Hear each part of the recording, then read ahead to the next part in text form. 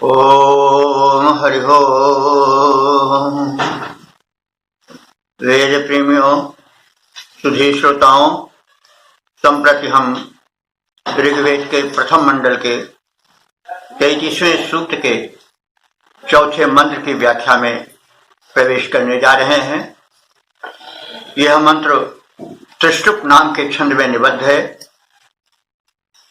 मंत्र दृष्टा ऋषि हैं हिरण्यस्तुप आंगिरस, देवता इंद्र हैं। शीर्षक है अप्रतिम योद्धा इंद्र। इस भाव को समेटे हुए मंत्र का पाठ हो जाए। वधीर्हि दस्युं धनिनं घनेन एकश्चरन्तनुपशाकेभिरिन्द्र धनोरधि विषुण्लक्ते व्यापन्न यज्वानः सनकाः प्रीतिमीयुः।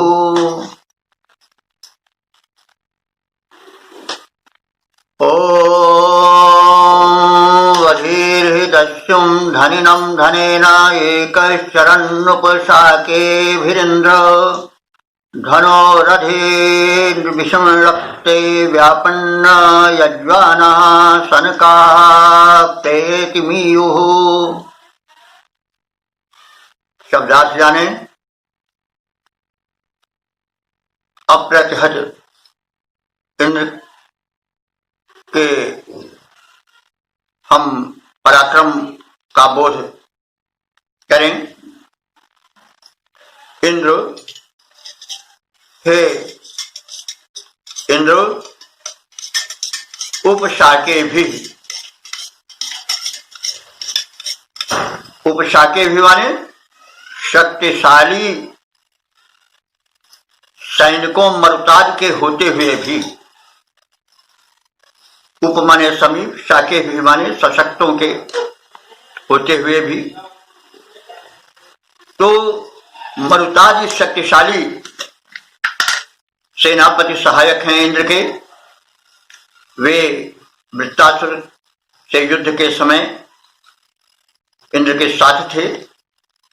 उपशाके भी उनके शक्तिशाली सहायक मरुताज साथ में थे, और साथ में उनके रहते हुए भी एक चरण अकेले ही चढ़ाई करने के हेतु चलते हुए, हे इंद्र, तुमने धनिनम दस्युम, 10 मिनट लगे, उस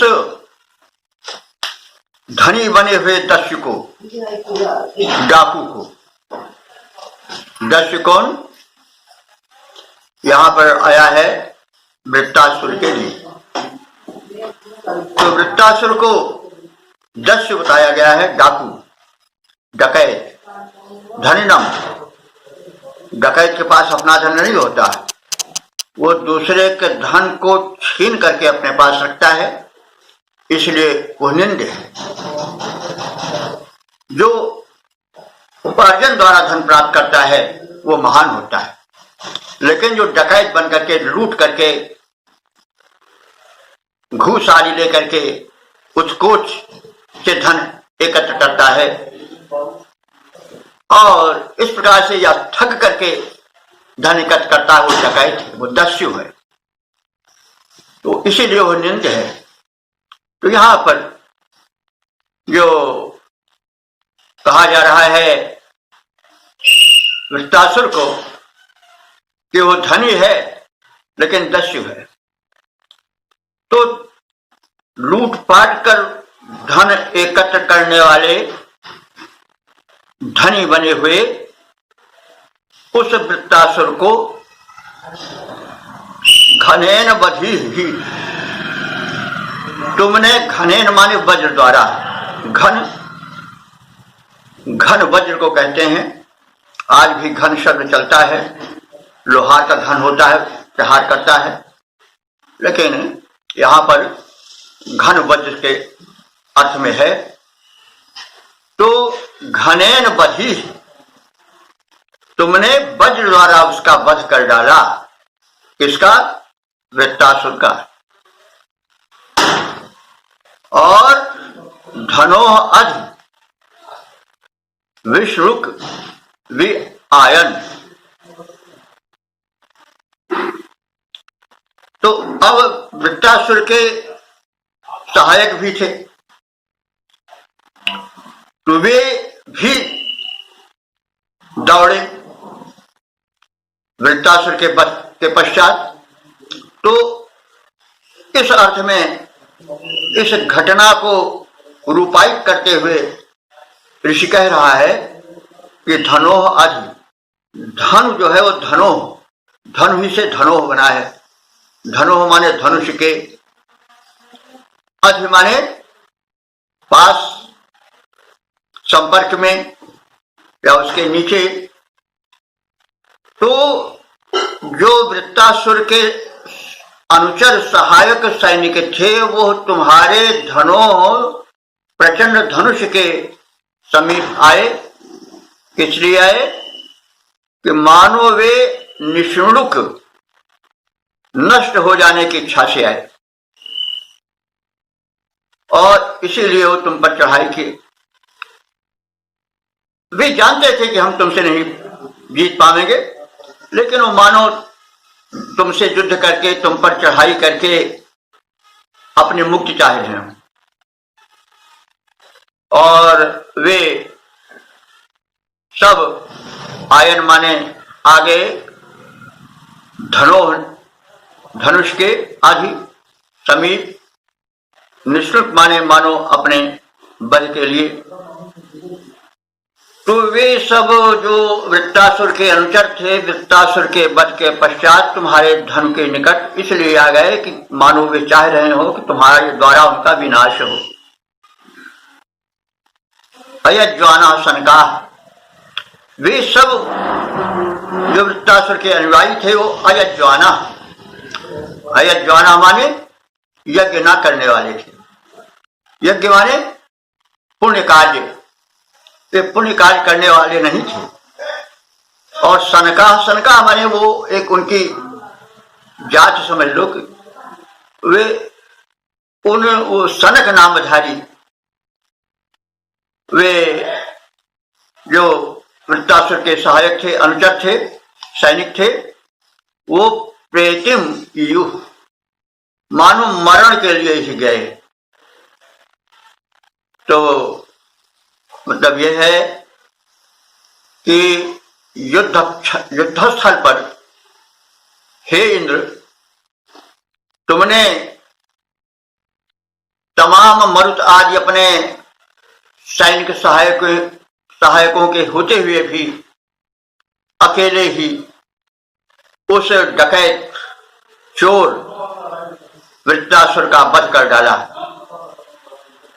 वह जो था वह स्वयं अपने धन से धनी नहीं था, बल्कि लूट के धन से धनी बना हुआ था। तो तुमने उसे अपने प्रचंड वज्र से मार डाला। उसके पश्चात उसके सहायक सैनिक भी दौड़े। वे तुम्हारे धनुष के पास इसलिए आए कि वे तुम्हारे धनुष से मरने की इच्छा कर रहे थे। जैसे वो जान रहे थे कि जब हमारा सरदार मार डाला गया तो हम बच नहीं पाएंगे, लेकिन वे भी इसलिए आ गए कि जैसे वो तुम्हारे धनुष से मर जाने के लिए अपने आप आ रहे हों। वे सब यज्ञ करने वाले नहीं थे, पुण्य कर्म करने वाले नहीं थे।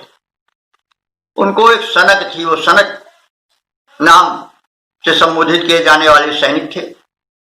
वो मानो तुम्हारे धनुष के निकट मरने के लिए आ गए हों।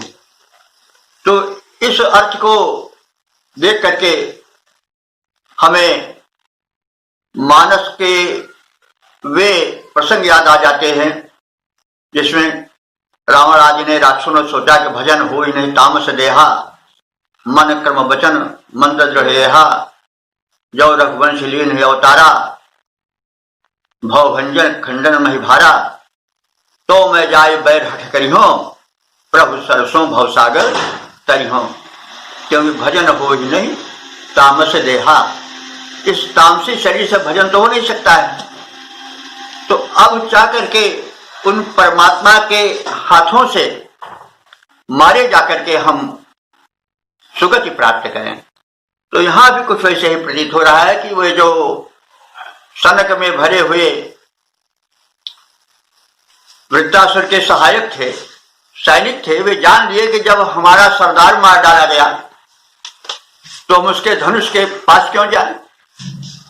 मार तो डाले ही जाएंगे, लेकिन मानो इसलिए गए कि हम मार डाले जाए तो ही अच्छा है, क्योंकि हम तो यज्ञ करने वाले हैं नहीं, पुण्यकर्मी हैं नहीं, हमारा उद्धार इंद्र के द्वारा ही होगा। तो यह भाव बिल्कुल मानस में उतरा हुआ प्रतीत होता है। जैसा कि मैंने कहा कि भजन हो ही नहीं तामस देहा, मन क्रम वचन मन रहेहा, तो हट जाए बैर में करी हो, प्रभ सरसों भव सागर तरी हो। और शत्रु भाव से भी मुक्ति पाई जाती है।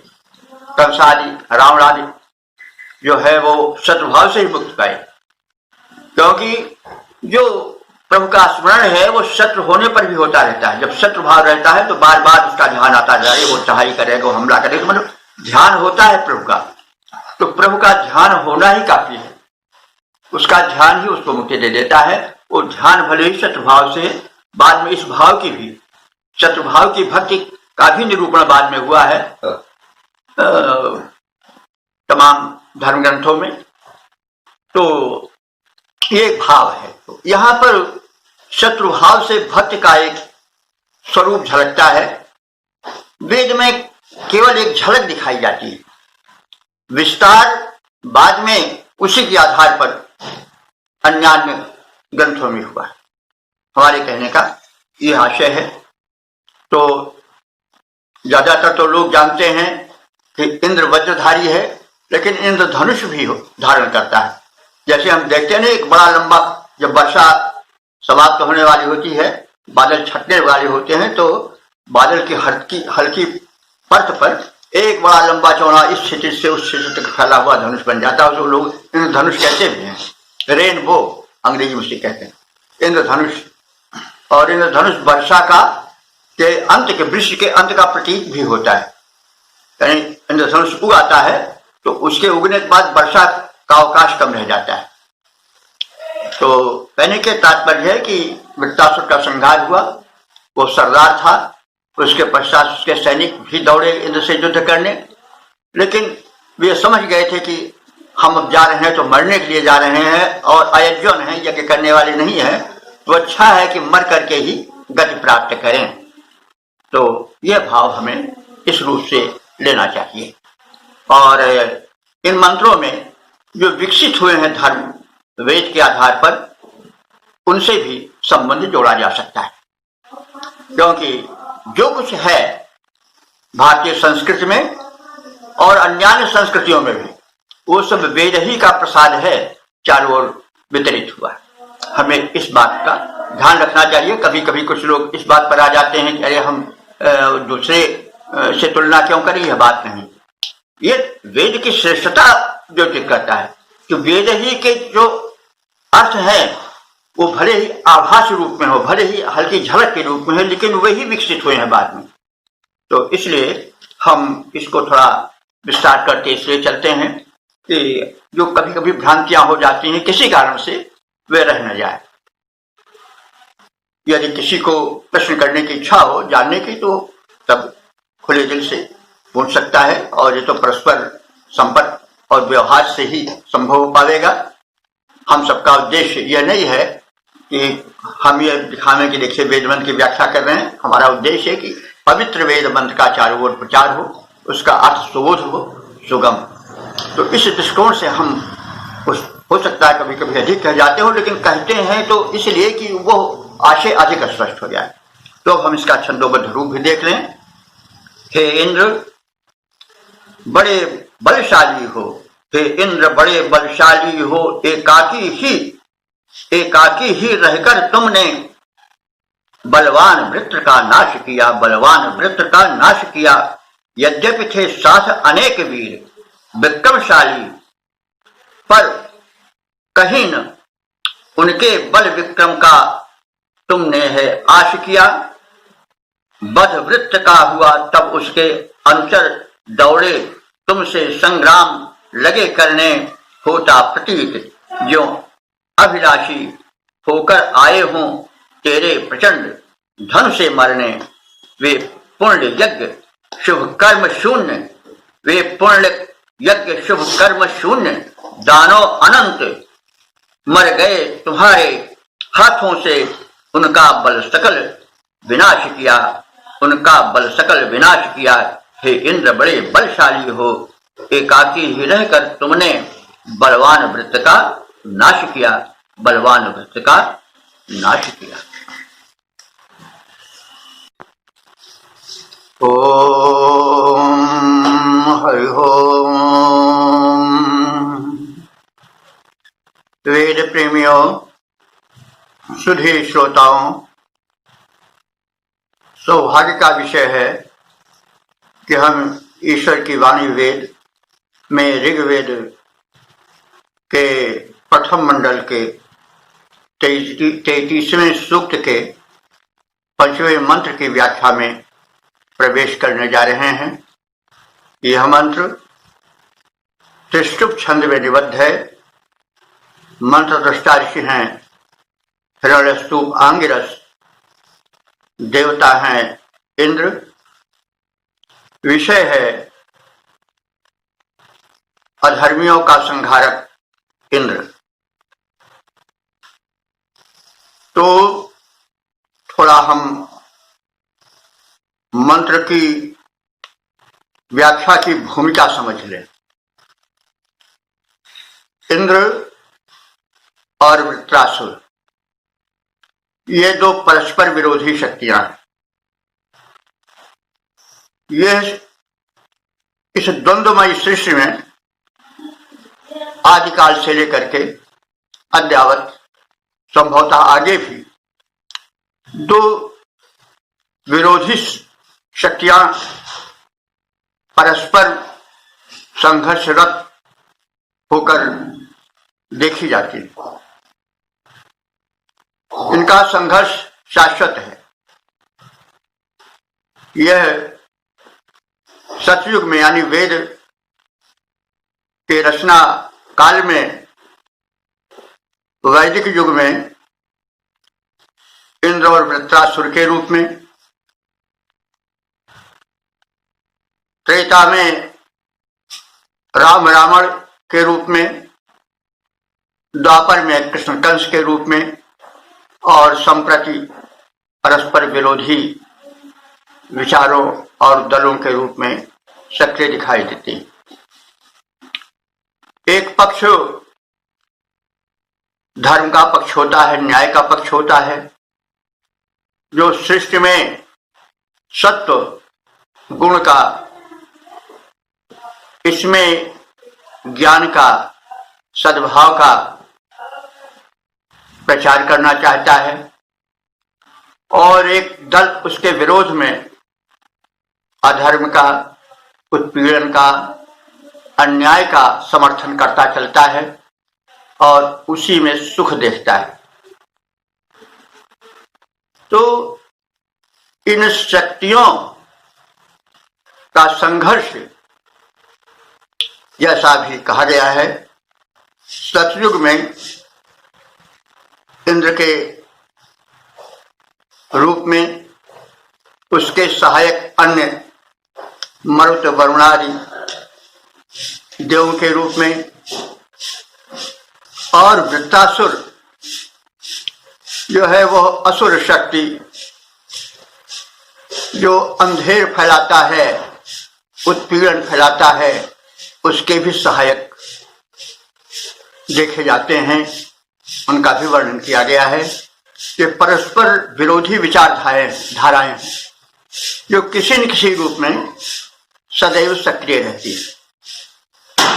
तो वृत्रासुर आसुरी शक्तियों का नायक है, जो सृष्टि को संकट में डालता है, आसुरी भावनाओं से भरता है, और इंद्र उनके विपरीत दिशा में चलकर उनका संहार करने वाला और सत्य का, शिष्यता का, पुण्य का प्रसार करने वाला है। तो प्रस्तुत मंत्र में जो विरोधी शक्तियां हैं, आसुरी शक्तियां हैं, जो अधार्मिक हैं, अधार्मिक का मतलब यहाँ किसी धर्म संप्रदाय से नहीं है, जो उत्पीड़न और सज्जनों को सताने में अपने शक्ति का प्रयोग करते हैं, वही अधर्मी है। तो अधर्म का प्रचार प्रसार करने वाले वृत्तासुर में और उसको रोकने वाले इंद्र के दल में जो संघर्ष हुआ, अंततः विजय इंद्र की हुई। इस भाव को दर्शाने वाला यह मंत्र है। तो अधर्मियों का संहारक इंद्र, इस आशय को समेटे हुए मंत्र का हम प्रथम पाठ करेंगे। ओम पराचिक्षीर्षा ववृजस्त इंद्राय यज्वानो यज्वभिः स्पर्धमानः प्राद्यो हरिवः स्थात रुग्र निरव्रत अधमो रोदस्योः। शब्दार्थ जाने। इंद्र, हे दैवी शक्तियों के सम्राट इंद्र, अयज्वानः, अयज्वानः माने यज्ञ न करने वाले, यज्ञानः माने यज्ञ करने वाले, और अयज्वानः माने यज्ञ न करने वाले। यज्ञ को हम कहते कहते आए हैं, सदैव समय समय पर बताते रहते हैं कि यज्ञ जो है वह अग्नि प्रज्वलित करके यज्ञ वेदी में हव्य प्रक्षेपण के द्वारा पर्यावरण शोधन का एक साधन तो मान्य था ही। दूसरा, प्रत्येक कार्य को यज्ञ माना गया है जो शुभ है, लोकहित को ध्यान में रख करके किया जाता है, सात्विकता के प्रचार प्रसार के लिए किया जाता है, प्रगति पंथ को प्रशस्त करने के लिए किया जाता है, वो सब यज्ञ है।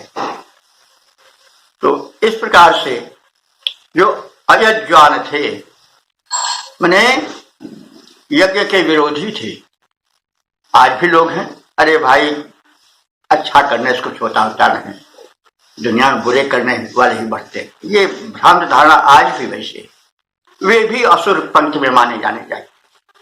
सदैव सत्य का प्रचार करना चाहिए, और जो वेद हैं या विचारक ग्रंथ हैं या अन्य महान ग्रंथ हैं, सद्धर्म के समर्थक हैं, वे सब अंत में बढ़ी हुई आसुरी शक्तियों का पराजय दिखाते हैं, और होना भी ऐसा चाहिए, नहीं तो मानवता निराश हो जाएगी और अंत में जो सज्जन है वो हथियार रख देंगे कि भैया ऐसे ही है, चुपचाप सब।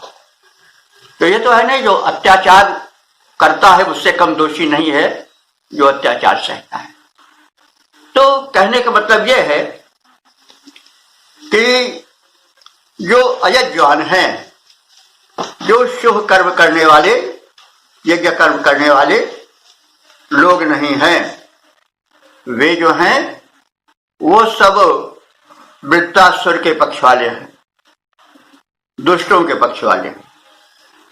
और यज्ञ भी अस्पर्धमानः, वे लोग यज्ञ भी माने जो यज्ञ करते हैं, शुभ कर्म करते हैं, उनसे अस्पर्धमानः माने ईर्ष्या रखने वाले हैं, लाख डाक फूल लगाने वाले हैं कि देखो तुम बढ़ोगे कि हम बढ़ेंगे, हम देखो इस तरह से अपहरण करेंगे, ऐसा करेंगे, ये घूस लेंगे, वो करेंगे, और देखो यहाँ भी मकान बनवाओगे, चारों ओर फैल जाएंगे, तुम्हारे ऐसे हमारे नौकर रहेंगे, आदि आदि जो न कही जाने वाली बातें वो करते हुए दिखाई देते हैं। तो वही अस्पर्धमान है, लाग डाट करते हैं, देखो तुम बड़े कि हम बड़े। तो ऐसे यज्ञ भी अस्पर्धमान, जो शुभ कर्म करते हैं, यज्ञ करते हैं, उनसे जो स्पर्धा रखते हैं, लाग डाट लगाते हैं, वे जो है शीर्षा पराचित व वृजु।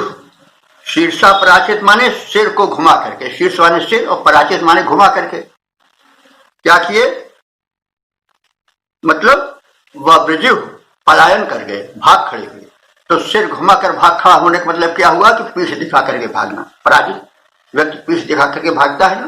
तो ही बात कही गई है कि वे शीर्षा पराचित बब्रजु, वो सिर को घुमाकर अर्थात पीठ को दिखाकर इंद्र की दैवी शक्ति से बब्रजु माने भाग खड़े हुए चले गए।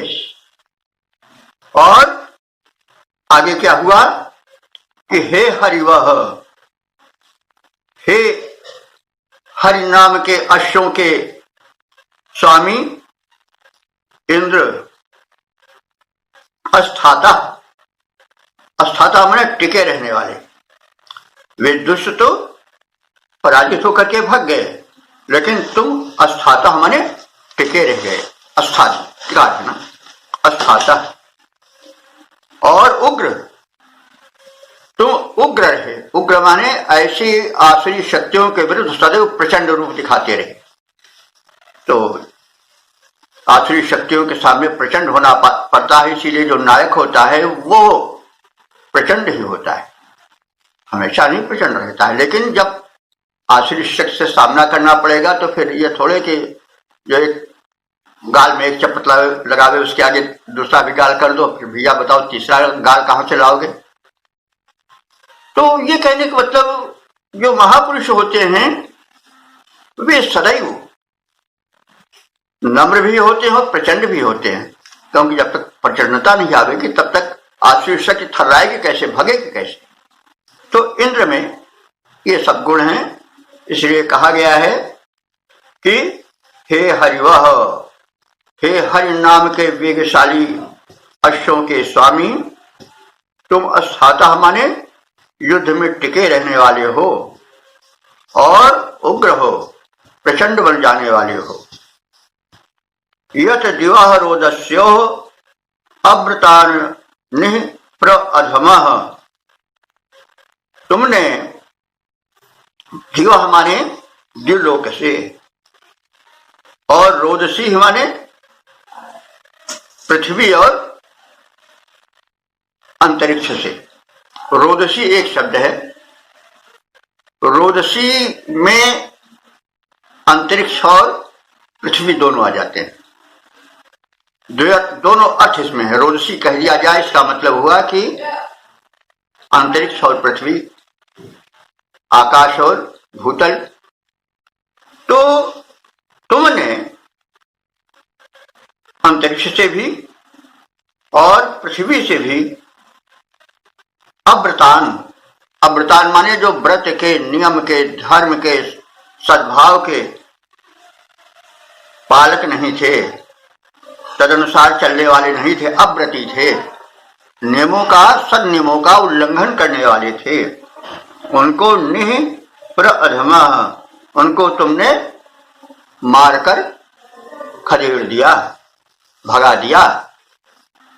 और ये सदैव सत्पुरुष करते रहते हैं। राम ने भी कहा था, जब देखा कि दंडकारण्य में निश्चर निकर सकल मुनि खाए और देख राम लोचन जल छाए, दिखाया ऋषियों ने कि महाराज ये जुल्म हो रहा है। जो ऋषि धर्म के प्रचारक हैं उनको राक्षस जिंदा खा जाते हैं और उनकी हड्डियां फेंक देते हैं। ये जो आप देख रहे हो कंकालों का समूह, ये उन्हीं धर्म प्रचार के ऋषियों के अष्टमंडल। तो राम उसी समय रो पड़े, सुनत राम लोचन जल छाए, और कहा उन्होंने कि निश्चरहीन करो मैं भुज उठाई प्रणति में, मैं इस धरती को राक्षसों से हीन कर दूंगा। और भुजा उठा करके ऐसी प्रतिज्ञा किया।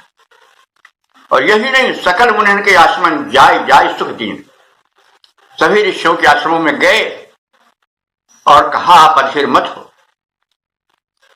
मैं निश्चरहीन पृथ्वी बना करके आप सबको सुखी करूंगा। तो ये महापुरुषों के लक्षण है। वाल्मीकि रामायण में प्रसंगता में कह दे रहा हूं, सीता ने इसका विरोध किया। वाल्मीकि रामायण में लिखा हुआ है भाई राक्षस आपका क्या बिगाड़े, वे तो आपके पास अभी आए नहीं, आप बिना मतलब को क्यों दुश्मनी मोल दे रहे हो। और एक उदाहरण भी उन्होंने दिया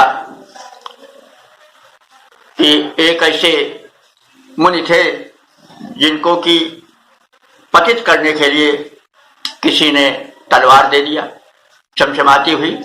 अब उस तलवार को देख करके उन मुनि में हत्या की विचारणा आ गई।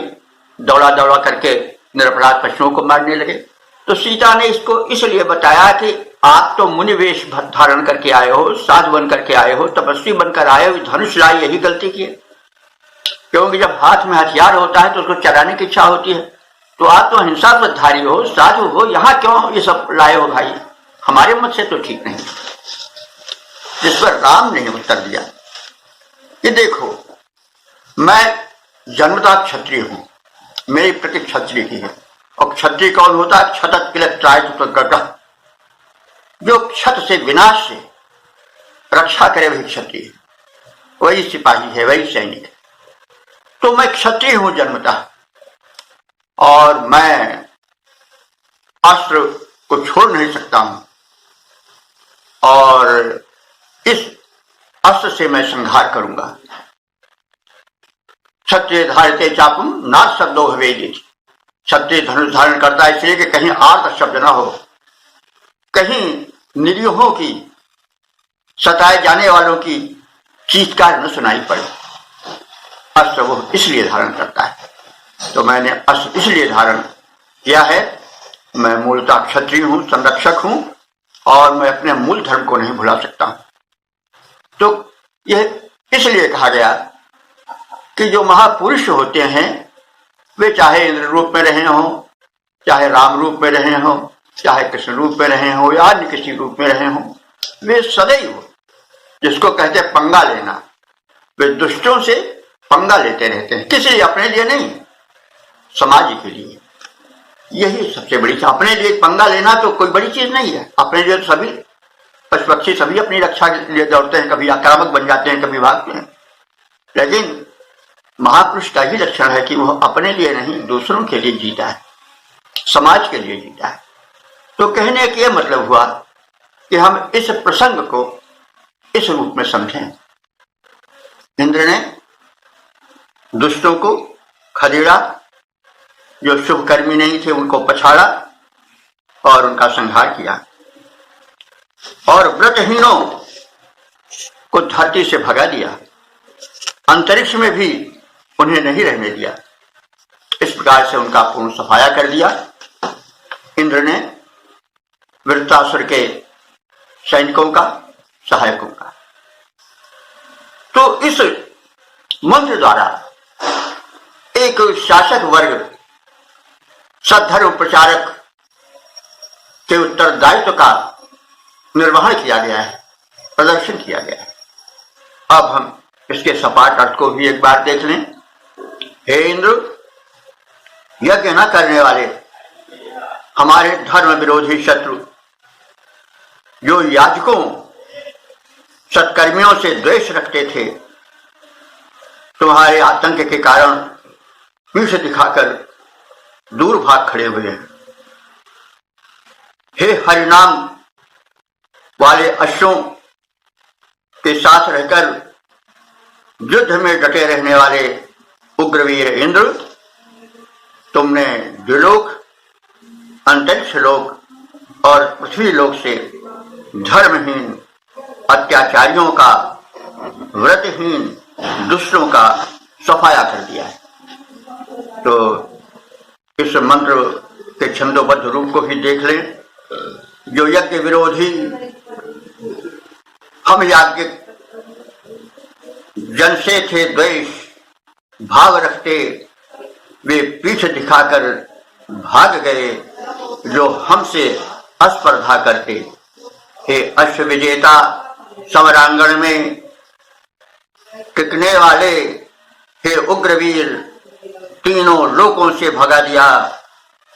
तुमने दुष्टों को कर अधीर, व्रतहीन अधर्मी चले गए, व्रतहीन अधर्मी चले गए, जो हमें देखकर थे जलते, जो हमें देखकर थे जलते, जो यज्ञ विरोधी, हम याज्ञ जन से थे द्वेष भाव रखते।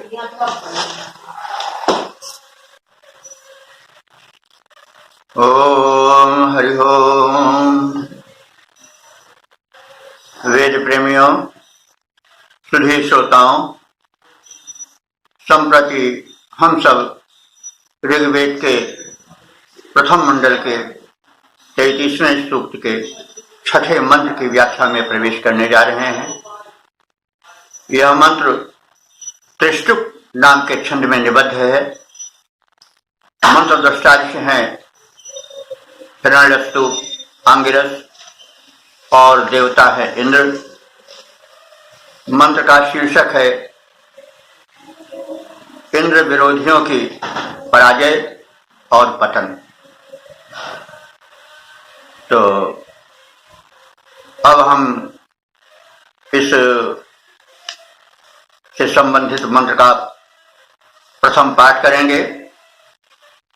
ओम अयुयुत्सन्न वद्यस्य सेना भयातयन्त क्षितयो नवग्वाः ऋषायुधो नवध्रयो निरष्टा प्रवद्भिरिन्द्र अच्चित्तयन्त आयन्। शब्दार्थ जाने। अनवद्यस्य सेनाम अयुयुत्सन। अनवद्य कहते हैं निर्दोष को, वद्य कहते हैं दोषी को, और अनवद्य कहते हैं निर्दोष को। तो अनवद्यस्य षष्ठी है, विशेषण है यह इंद्र का। अनवद्यस्य जो दोष रहित है ऐसे इंद्र की सेनाम अयुयुत्सन की सेना से युजुत्सा यानी युद्ध की इच्छा रखने वाला जो शत्रुगण था, जो वृत्र के अनुयायी सैनिक थे, वे प्रबल हो गए। इस स्थिति में नवग्वाह, नवग्वाह का अर्थ होता है कि युद्ध में नवीन गति रखने वालों। नवग्वाह, नवग्वाह युद्ध विषयक नवीन गति या चिंतन करने वाले। क्षितया, क्षिते हमारे पृथ्वी निवासी यानी मनुष्य। अयातयंत इंद्र को प्रोत्साहित किए, यानी जब विचारशील और युद्ध विषयक नवीन दृष्टिकोण रखने वाले क्षितय माने पृथ्वीवासी विचक्षण ऋषि मुनि आदिकों ने देखा कि इंद्र कुछ शिथिल हैं, तो उन्होंने क्या किया कि इंद्र को अयातयन को प्रोत्साहित किया। आवश्यकता होती है कि जो सशक्त है उनमें जागृति फैलाए, उनसे निवेदन करें। जैसे अभी कहा गया था कि राम के पास ऋषिगण गए और निवेदन किया, तब राम का प्रोत्साहन, जो राम का सुषुप्त पौरुष जागृत हुआ। तो इसी प्रकार से जब नियंत्रण के बाहर अत्याचार होने लगता है तो चिंतनशील विचारक हैं, अगुआ हैं, समाज के प्रबुद्ध हैं, वे उस शक्तिमान को अपने स्तुतियों द्वारा, प्रार्थनाओं द्वारा, निवेदनों द्वारा जागृत करते हैं, प्रोत्साहित करते हैं कि वे इस दुष्ट दल का संहार करें। तो वही बात कही गई है कि इंद्र तो निर्दोष था, अनवद्य था, लेकिन उसकी सेना से वरवश हठ पूर्वक युद्ध करने के लिए खड़े हो गए वृत्तासुर के सैनिक तो जो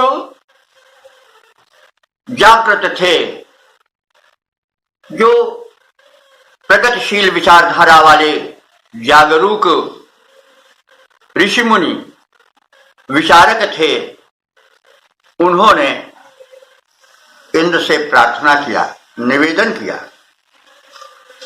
तब इंद्र प्रोत्साहित होकर के उनके विरुद्ध उठ खड़े हुए और फिर क्या दशा हुई इसका वर्णन चित्रण ऋषि कर रहा है कि वृषायुधा जैसे कोई परम बलवान हो, उससे जैसे बद्रा, बद्रा कहते हैं नपुंसक, शक्तिहीन, युद्ध करने के लिए उद्यत हो, जो दशा उसकी होती हुई दशा वृत्तासुर के समर्थक सैनिकों की हुई। तो बद्र ना, बद्र हमने कहा कि नपुंसक, शक्तिहीन, षंड, ना माने समान, जैसा हम कई बार कह चुके हैं कि जब संज्ञा के बाद ना होता है तो समानार्थक होता है। तो बद्र ना समान, जैसे नपुंसक बड़े शक्तिशाली के सामना के लिए आगे बढ़े तो जो दशा उसकी होती है उसी के समान दशा हुई उन वृत्तासुर के समर्थक सैनिकों की। तो परिणाम क्या हुआ कि निरष्टा, वे जो निरष्ट थे, जो शक्तिहीन थे इंद्र के समक्ष, वे इंद्र के द्वारा खदेड़े गए। तो निरष्टा माने इंद्र के द्वारा खदेड़े गए। वे वृत्तासुर के सैनिक चिंतयन्तः, अपनी शक्ति का चिंतन करने लगे, अपनी शक्ति पर सोचने लगे कि क्या हम इंद्र से जीत पाएंगे। और उन्हें यह बोध हुआ कि नहीं, अब इंद्र प्रचंड रूप धारण करके युद्ध के लिए समुद्यत हो गए हैं। अभी तक तो किसी कारण से शिथिल थे, लेकिन अब जब जागरूक समाज के चेतन वर्ग द्वारा प्रोत्साहित होकर के, प्रार्थित होकर के सजग हो गए हैं, तो अब उनका सामना हम नहीं कर पाएंगे। अपनी शक्ति का उन्हें बोध हुआ और परिणाम में हुआ कि वे इंद्राज प्रवृत्ति भी आयन, इनसे पराभूत होकर पलायन करने लगे।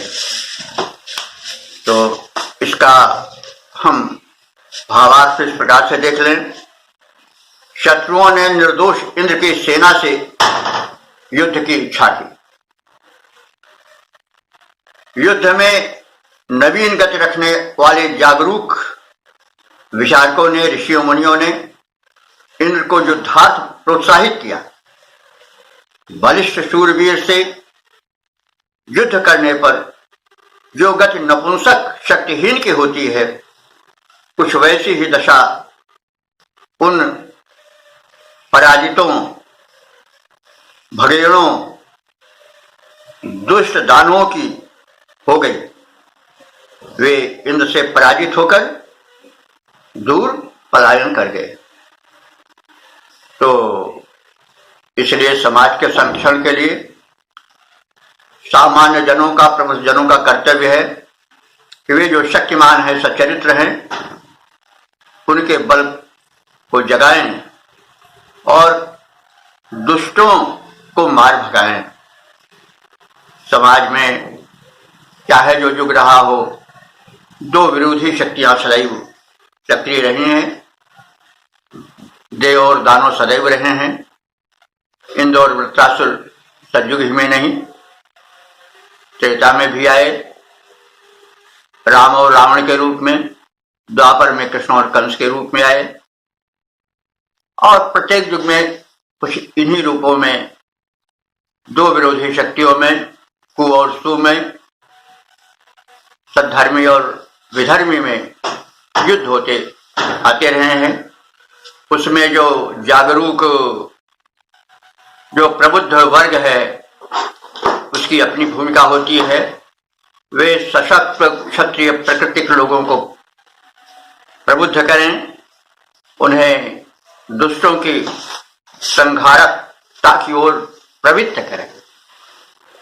इस प्रकार से इस मंत्र के शब्दार्थ और व्याख्या प्रारूप को देख लेने के पश्चात अब हम इसके छंदोबद्ध रूप पर भी विचार करें। निर्दोष इंद्र की सेना से लड़ने को उद्यत दुष्ट हुए, निर्दोष इंद्र की सेना से लड़ने को उद्यत दुष्ट हुए, अपने भरपूर शक्ति द्वारा उन पर घनघोर प्रहार किए। जो नवगति रखते थे रण में, उन कुशल जनों ने मिल करके तब इंद्रदेव में लड़ने का साहस अपूर्व संचार किया। जैसे बलिष्ठ नर के समक्ष दुर्बल पड़ जाता परम क्लीब, क्लीब माने नपुंसक शक्तिहीन, जैसे बलिष्ठ नर के समक्ष दुर्बल पड़ जाता परम क्लीब, वैसे ही कातर बने और असहाय दिखते थे अतीव। छिप गए कहीं जाकर वे राक्षस, वे दानव छिप गए कहीं जाकर, सम्मुख आने का फिर न विचार किया। निर्दोष इंद्र की सेना से लड़ने को उद्यत दुष्ट हुआ, अपनी भरपूर शक्ति द्वारा उन पर घनघोर प्रहार किया।